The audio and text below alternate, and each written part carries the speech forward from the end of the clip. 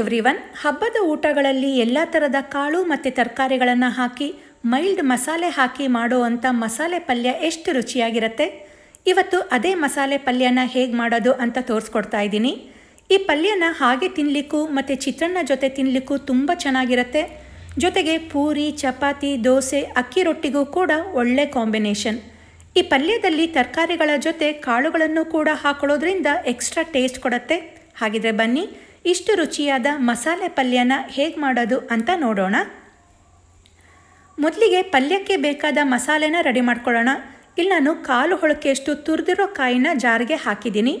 ಹಾಗೆ ಒಂದು ದೊಡ್ಡ ಈರುಳ್ಳಿನ ದಪ್ಪ ಹೆಚ್ಕೊಂಡಿದ್ದೀನಿ, ಅದನ್ನು ಕೂಡ ಸೇರಿಸ್ಕೊಳ್ತಾ ಇದ್ದೀನಿ. ನಂತರ ಒಂದು ಸಣ್ಣ ಉಂಡೆಯಷ್ಟು ಬೆಳ್ಳುಳ್ಳಿ.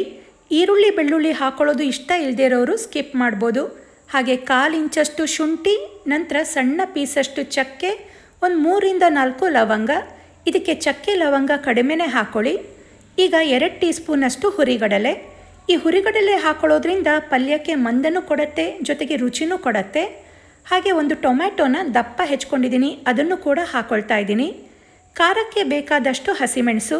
ಕಾಳು ತರಕಾರಿ ಎಲ್ಲದನ್ನು ಹಾಕೊಳ್ಳೋದ್ರಿಂದ ಖಾರ ಸ್ವಲ್ಪ ಜಾಸ್ತಿನೇ ಬೇಕಾಗತ್ತೆ. 1/4 ಟೀ ಸ್ಪೂನಷ್ಟು ಅರಿಶಿಣ, ಅರ್ಧ ಟೀ ಸ್ಪೂನ್ ಕೊತ್ತಂಬರಿ ಪುಡಿ, ಸ್ವಲ್ಪ ಕೊತ್ತಂಬರಿ ಸೊಪ್ಪು ದಂಟಿನ ಸಮೇತ ಹಾಕ್ಕೊಳ್ಳಿ. ನಂತರ ರುಬ್ಬಕ್ಕೆ ಬೇಕಾದಷ್ಟು ನೀರನ್ನು ಹಾಕಿ ಪೂರ್ತಿ ನೈಸಾಗಿ ಗ್ರೈಂಡ್ ಮಾಡಿ ಇಟ್ಕೊಳ್ಬೇಕು. ಈಗ ಒಂದು ಕುಕ್ಕರ್ನಲ್ಲಿ 3ರಿಂದ 4 ಟೇಬಲ್ ಸ್ಪೂನಷ್ಟು ಎಣ್ಣೆನ ಹಾಕ್ಕೊಂಡಿದ್ದೀನಿ. ಎಣ್ಣೆ ಕಾದ್ಮೇಲೆ ಹೆಚ್ಕೊಂಡಿರೋ ಅರ್ಧ ಈರುಳ್ಳಿನ ಹಾಕಿ ಫ್ರೈ ಮಾಡ್ಕೊಳ್ಬೇಕು. ಈ ಪಲ್ಯನ ಓಪನ್ ಪಾತ್ರೆಯಲ್ಲೇ ಮಾಡ್ಕೊಳ್ಳೋದಕ್ಕಿಂತ ಕುಕ್ಕರ್ನಲ್ಲಿ ಮಾಡಿ 1 ವಿಷಲ್ ಕೂಗ್ಸಿದ್ರೆ ಭಾಳ ಬೇಗ ಆಗೋಗತ್ತೆ. ಈಗ ಈರುಳ್ಳಿ ಎಲ್ಲ ಫ್ರೈ ಆದಮೇಲೆ ರಾತ್ರಿ ಇಡೀ ನೆನೆಸಿಟ್ಟಂಥ ಬಟಾಣಿ ಮತ್ತು ಕಡಲೆಕಾಳನ್ನು ಹಾಕ್ಕೊಳ್ತಾ ಇದ್ದೀನಿ. ಹಾಗೆ ಬೀನ್ಸ್ ಕಾಳನ್ನು ಹಾಕ್ಕೊಳ್ತಾ ಇದ್ದೀನಿ. ಈ ಬೀನ್ಸ್ ಕಾಳನ್ನು ನೆನೆಸ್ಕೊಳ್ಳೋ ಅವಶ್ಯಕತೆ ಇಲ್ಲ, ಇದು ಬೇಗ ಬೆಂದೋಗತ್ತೆ. ಹಾಗೆ ಸ್ವಲ್ಪ ನೀರನ್ನು ಹಾಕಿ ತರಕಾರಿಗಳನ್ನು ಹಾಕೊಳ್ಳೋದಕ್ಕಿಂತ ಮುಂಚೆ ಒಂದು 3ರಿಂದ 4 ನಿಮಿಷ ಹಾಕಿರೋ ನೀರು ಬತ್ತೋ ತನಕ ಈ ಕಾಳುಗಳನ್ನು ಬೇಯಿಸ್ಕೊಳ್ಬೇಕು. ಈ ಬೀನ್ಸ್ ಕಾಳು ಹಾಕೊಳ್ಳೋದ್ರಿಂದ ಈ ಪಲ್ಯಕ್ಕೆ ಒಳ್ಳೆ ಟೇಸ್ಟ್ ಕೊಡುತ್ತೆ. ಆದ್ದರಿಂದ ಬೀನ್ಸ್ ಕಾಳಿನ ಸೀಸನ್ ಇದ್ದಾಗ ಈ ಕಾಳನ್ನು ಹಾಕೊಳ್ಳಿ, ತುಂಬಾ ಚೆನ್ನಾಗಿರುತ್ತೆ. ನೋಡಿ, ಈಗ ನೀರೆಲ್ಲ ಬತ್ತಿದೆ. ಇವಾಗ ಇದಕ್ಕೆ ಹೆಚ್ಕೊಂಡಿರೋ ತರಕಾರಿಗಳನ್ನು ಹಾಕ್ಕೊಳ್ಬೇಕು. ಇಲ್ಲಿ ನಾನು ಕ್ಯಾರೆಟ್, ಬೀನ್ಸ್, ಆಲೂಗೆಡ್ಡೆ, ನವಿಲುಕೋಸನ್ನು ಹಾಕ್ಕೊಂಡಿದ್ದೀನಿ. ಕಾಳು ತರಕಾರಿಗಳನ್ನು ಇಷ್ಟಿಷ್ಟೇ ಹಾಕ್ಕೊಳ್ಬೇಕು ಅಂತೇನಿಲ್ಲ, ಒಂದು ಅಂದಾಜಿನಲ್ಲಿ ಹಾಕ್ಕೊಳ್ಬೋದು. ನಂತರ ರುಚಿಗೆ ತಕ್ಕಷ್ಟು ಉಪ್ಪನ್ನು ಹಾಕಿ ಇದನ್ನು ಒಂದು 2 ನಿಮಿಷ ಎಣ್ಣೆಯಲ್ಲೇ ಫ್ರೈ ಮಾಡ್ಕೊಳ್ಬೇಕು.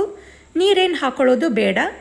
ಕಾಳು ಬೇಯಲಿಕ್ಕೆ ಸ್ವಲ್ಪ ಟೈಮ್ ತೊಗೊಳ್ಳೋದ್ರಿಂದ ಕಾಳನ್ನು ಮುಂಚೆನೇ ಬೇಯಿಸ್ಕೊಂಡಿರೋದು.